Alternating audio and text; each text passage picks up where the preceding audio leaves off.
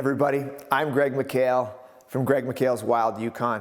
I'm a pilot and a hunter, and I live up in the Yukon and do a lot of backcountry bush flying. The story I'm going to tell you about is how I crashed my Super Cub last summer, and what I want to do is, if there's anything that you can take away from this, any comments, anything that might be able to help me in the future to make sure that these kind of things don't happen, any tips, any tricks, any questions, I really appreciate it. Just put in the comments below, but please subscribe to us on YouTube, Facebook, and Instagram. We really appreciate your support, and hopefully this helps you to stay safe. The situation isn't great here.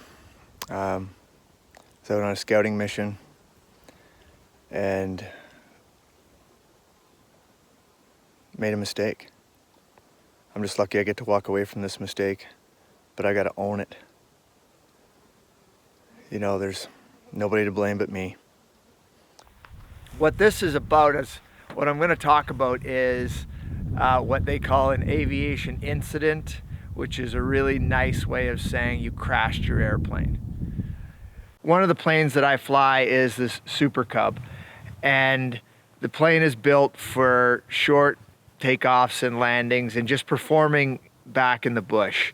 It's probably, you know, one of the best bush planes out there. I've been flying now for about 5-6 years, and I've gotten to that point where I feel like I'm better than I am, or have felt that I was better than I was, because I've continually kept pushing my limits and pushing where I felt comfortable, and riding that fine line of comfort and uncomfort in my aviation experience. So I was moving fuel into the backcountry in the Yukon, and I had a location that I wanted to get to. I actually moved fuel with my 185, the Cessna, and then I transferred that over to the Super Cub, where I was going to take it into a smaller place with a smaller strip. I had never landed on that strip before. Usually when an error happens, it's not one thing that causes an aviation crash. It's usually a number of things. And I fell victim to a number of mistakes that I made that ended up in me putting this Super Cub in the dirt. So what it was one of the hottest days of the year. It was in July, over 20 degrees Celsius in the Yukon, which is not common.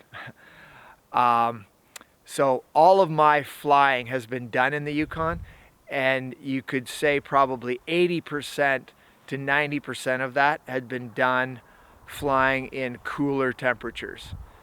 In cooler temperatures, your aircraft performs differently than it does in the heat, and I would say that I didn't factor in that enough. As much as I knew it was a factor, but I didn't factor it in as much as I should have.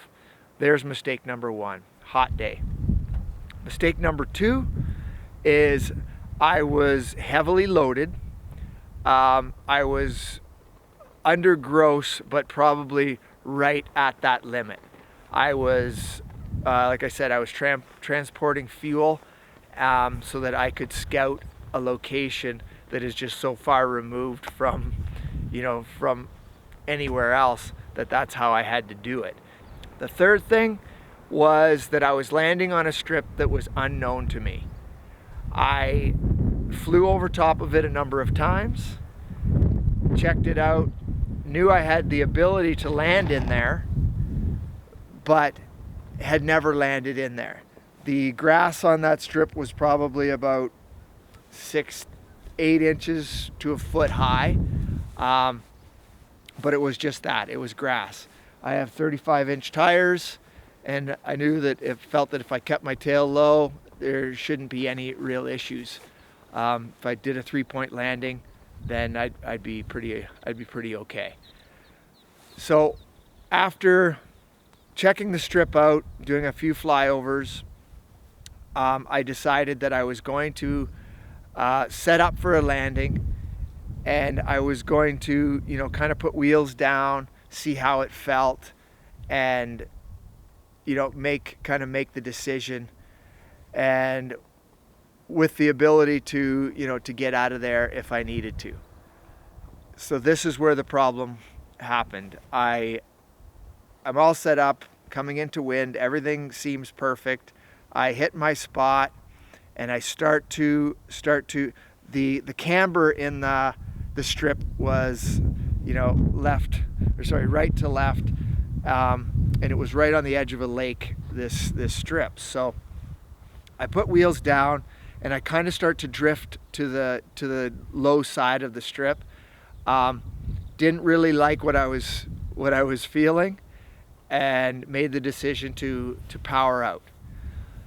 I went to full throttle, and the plane just did not respond like it would in cooler temperatures with less weight. And basically, I was flying, but I was drifting off to the left, where I started to get the wheels in some of the willow on the side of the strip. Still flying, but not gaining elevation. I went off the end of the strip, fully committed. There's no shutting down. Fully committed to flying this out of here, and trees started to come at me. And there's very sparse trees. There's only a few, and I was thinking to myself, okay, I'm not climbing out, but if I can slowly turn the plane at low speed, and if I can slowly turn the plane, I can probably get down over top of the lake, get some ground effect, and get out of there. So I started to make that turn, but I'm going so slow that I cannot make that turn fast, or I'm going to stall the aircraft, and it's going to turn it into the, nose it into the ground. So with that knowledge of the plane, I know where the stall point is, and I know that I'm flirting right on the edge of that stall point, and I have to make a decision. Am I going to clip this tree, or am I just going to clear the tree? I thought I was going to clear it with the wing, and I cleared it with the wing, but I did not clear it with the strut. And the strut, the top of the pine tree, about the top foot of it, hit the strut, which then just slowed me down enough that I'm descending toward the lake, and I'm not gaining lift, and I'm going in. So it happened, it happened fast, but it happened in slow motion.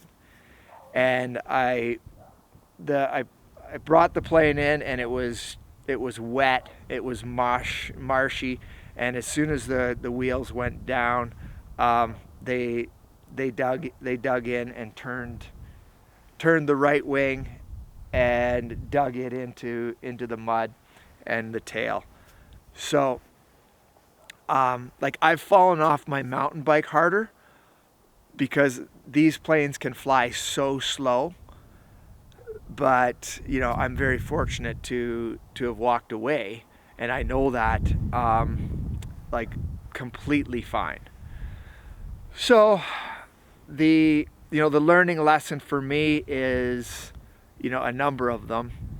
Unknown area, heavy weight, high temperatures, and in this situation I probably should have just committed to the landing, and by not committing to that landing was really where the problems came. I could have committed to it, and the landing probably would have been fine, but not knowing how my aircraft was going to perform under those conditions is where I failed.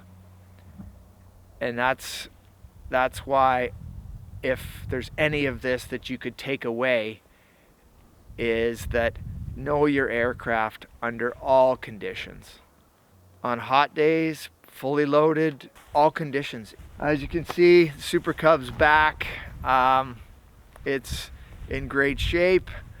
It's, you know, it's a brand new aircraft, and there was significant damage beyond what, you know, you could actually see structurally. So these planes are tough, but they're built to be tough in the air.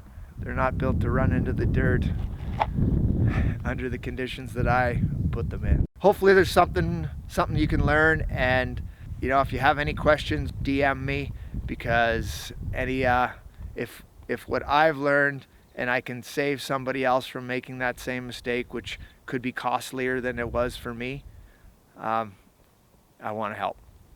Thanks a lot.